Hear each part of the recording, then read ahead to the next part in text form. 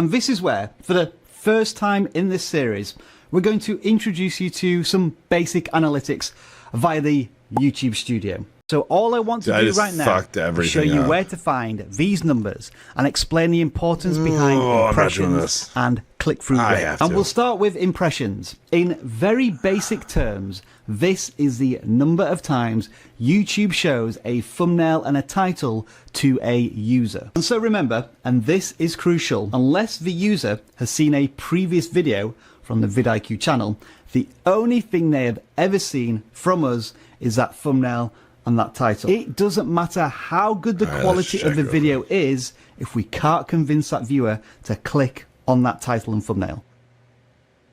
Now, when you do win that click, your video earns a view, and that conversion rate is tracked by a percentage called click-through rate. So to give you a quick, simple example, if your video got 1,000 impressions and 100 people watched that video, that's a click-through rate of 10%. Due to the way YouTube calculates this, the numbers are almost never as clean as that, but you get the general idea. Now then, one of the pitfalls of talking about YouTube analytics is that people, especially new YouTubers, start to ask about magic numbers. In this case, what is a good click-through rate? Well, I can answer that question in 3 parts. First of all, there is no magic number for click-through rate, impressions, average view duration, any YouTube analytics. Second of all, if you do want some form of an answer, here's what 10,000 people said when we asked them in a voting poll.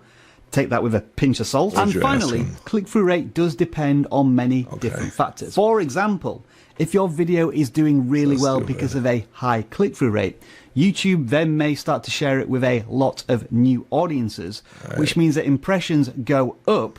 But because that new audience isn't as invested in your video, click-through rate may go down.